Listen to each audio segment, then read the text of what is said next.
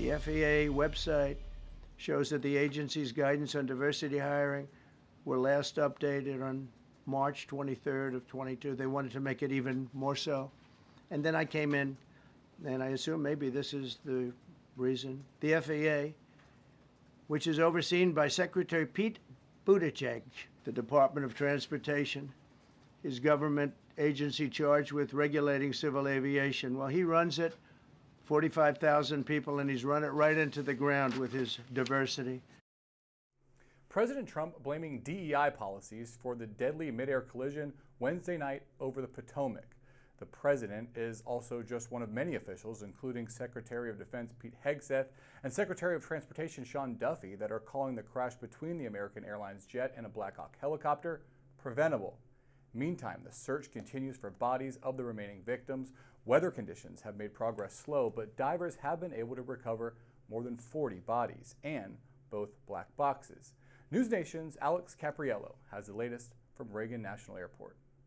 The process is long, intense, and the weather conditions are making it extremely difficult. But DC Fire and EMS have confirmed to Newsnation they've been able to pull more than 40 bodies from the frigid waters of the Potomac River.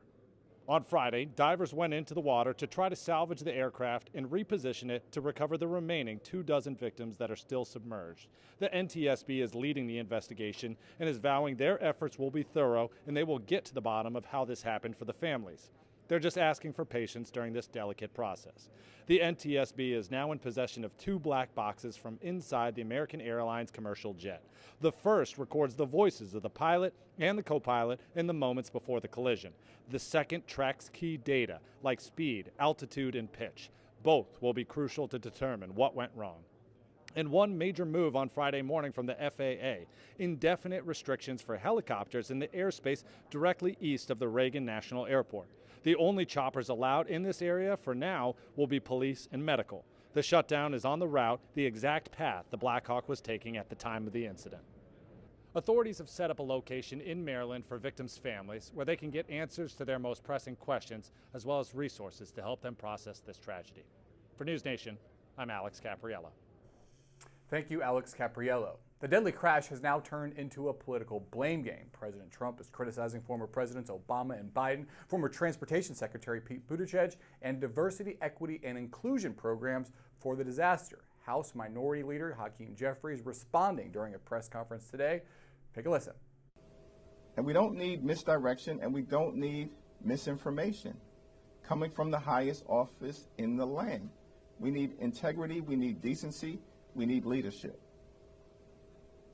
There is not a scintilla of evidence that exists to suggest that women and people of color are to blame for the tragedy that took place.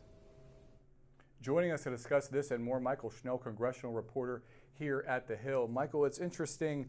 It seems most Republicans on the Hill don't want to walk down this path with Trump blaming Democrats and diversity for the crash. Yeah, there's been some pushback to this and folks saying, hey, hold your horses, pump the brakes. Let's first see all the facts of what happened here. I spoke to Congressman Tim Burchett earlier this morning.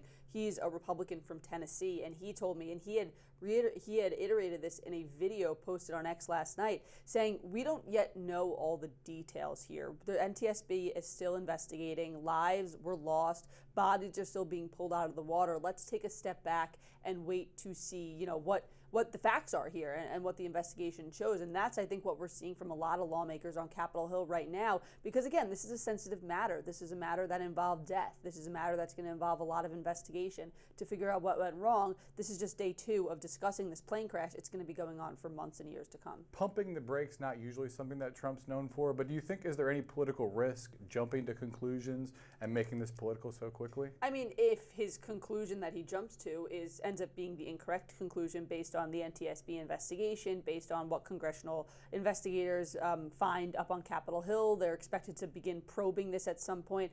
So there's always that risk there. But we've seen with President Trump, he has had this track record of going on Truth Social, going to the White House press briefing podium, and saying things that are then, that are then amplified. Amplified is the word. It's been a long week. Amplified by some of his closest allies and some of his allies on cable news, conservative cable news shows as well. So, there's always that give and take, but this is a very sensitive situation, and it's still very much so a moving football. We have to first see what the facts are here before we can move further. And experts for years have been warning about the growing danger due to overcrowded airports, understaffed control towers. Trump has appointed an acting director of the FAA.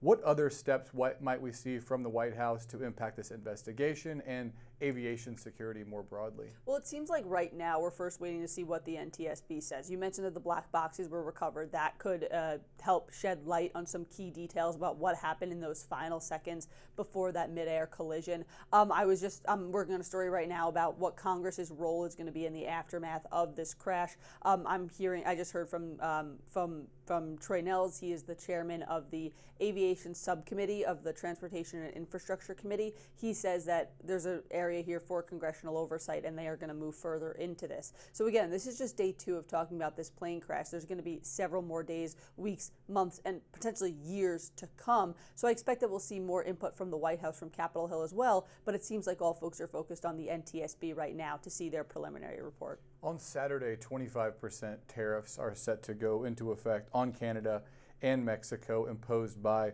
President Trump. Could have a major impact on the economy. Seems to be some reporting that there are potential off-ramps for the tariffs. What is the mood on Capitol Hill? Do people think the tariffs are actually going to go into effect? And what are potential off-ramps? Well, look, this is something that President Trump had said he was going to do on the campaign trail, place these tariffs, particularly on Mexico, saying that unless Mexico helped stem the flow of illegal immigration over the border, that he was going to slap these tariffs on. Now, there are a couple things here. A, the White House says that he's going to do this on Saturday. There are always that possibility that he doesn't actually implement these tariffs. Trump is known to use these tariffs as a negotiating tactic.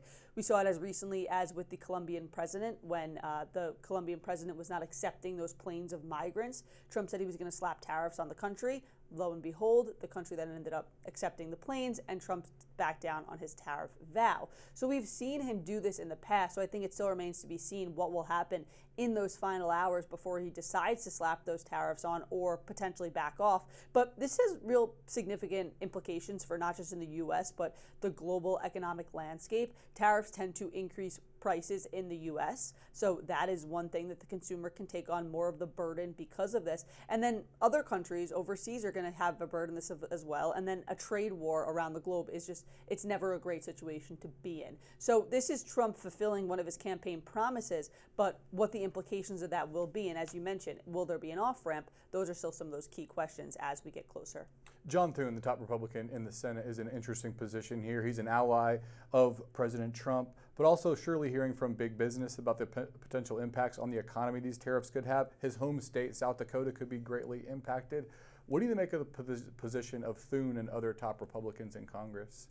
Yeah, well, again, these, on one hand, I think a lot of folks think that, and this was something that I heard from some Republican lawmakers on the campaign trail, that Trump was saying he was going to slap these very high tariffs on some of these countries to use it as a negotiating tactic. And you'll hear Trump say, and you'll hear other Republicans say it, that it has been a successful strategy. Again, recently the Colombian president. So I think there's a lot of question among lawmakers of will these tariffs actually end up going through because, A, of the reason that he typically uses these as negotiating tactics, and then B, the scenario that, again, these will have real significant economic implications. Tariffs raise prices in the U.S. The consumer will take on more of a burden when they go to the supermarket or what have you. So, I think that there's still the big question of what does this actually look like if it is implemented, but will it even be implemented? It seems like President Trump was serious when he says the U.S. needs to acquire Greenland. Secretary of State Marco Rubio said during an interview with Megyn Kelly that this is not a joke. This is international interest. Okay, so they're serious. What should we watch for as the first steps in moving in this direction? Yeah, well, we've already seen legislation on Capitol Hill, and it's not only this idea of Greenland, but it's also the Panama Canal. We saw legislation be introduced to rename the Panama Canal. And interestingly enough, that was introduced by Congressman Dusty Johnson. He's a Republican from South Dakota, and he's not typically one of those combative, really close Trump allies. He's the head of the Main Street Caucus, which likes to call themselves the more pragmatic group up on Capitol Hill. But this just shows that a lot of Republicans from all all different corners of the conferences are trying to curry favor with Trump. So, there's this question of how much Trump says a lot in a day, right? He says a lot in an hour.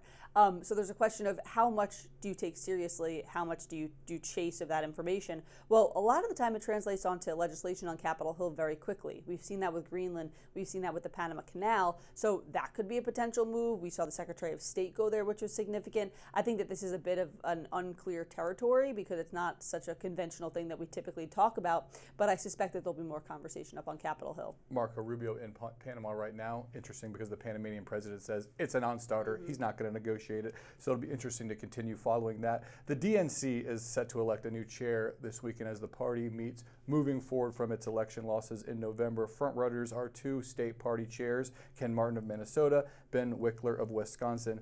This doesn't seem to be a big ideological fight, more about who can revamp the Democratic Party and appeal to working class voters. What do you make of this DNC race, and what does it mean for the future of the Democratic Party? Yeah, I think it's pretty significant for the future of the Democratic Party, just because Democrats right now are not in a good place, right? They're not in a good position. They said Trump is a threat to democracy, and they had to do everything that they could to keep him out of the White House, and they failed at that task. And now, who is the leader of the Democratic Party? Who's going to take on this power vacuum and this leadership vacuum, this messaging vacuum? I'm not saying that the DNC chair is going to be that person, but this seems like the first step in that restructuring and that conversation of what the future looks like. So I think it could set the tone for some of these more big questions that are looming as we move into 2026 pretty quickly, and then 2028, it's going to happen before we know it. And with Democrats out of power, the DNC chair could be, be in the spotlight as one of the top Democrats here in Washington and across the country.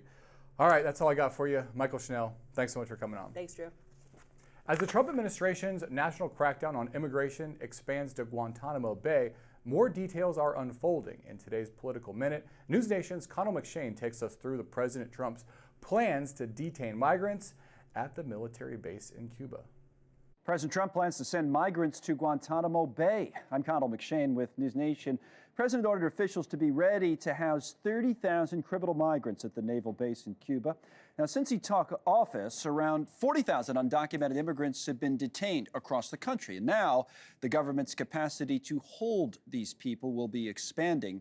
This site is across from the Pentagon's military prison. Now, in the past, it's held terrorism suspects like the mastermind of the 9/11 attacks. But previous administrations have also used Guantanamo to house migrants. In fact, back in the 90s, the base was filled with more than 45,000 people who were fleeing crises in Haiti and Cuba. Here's Defense Secretary Pete Hegseth. We're leaning forward on supporting the president's directive to make sure that we have a location for violent criminal illegals as they are deported out of the country. All right, I'm Connell McShane. This is the NewsNation Political Minute. You can find more news and analysis from Connell and our colleagues 24/7 on NewsNation. To find NewsNation on your screen, go to joinnn.com.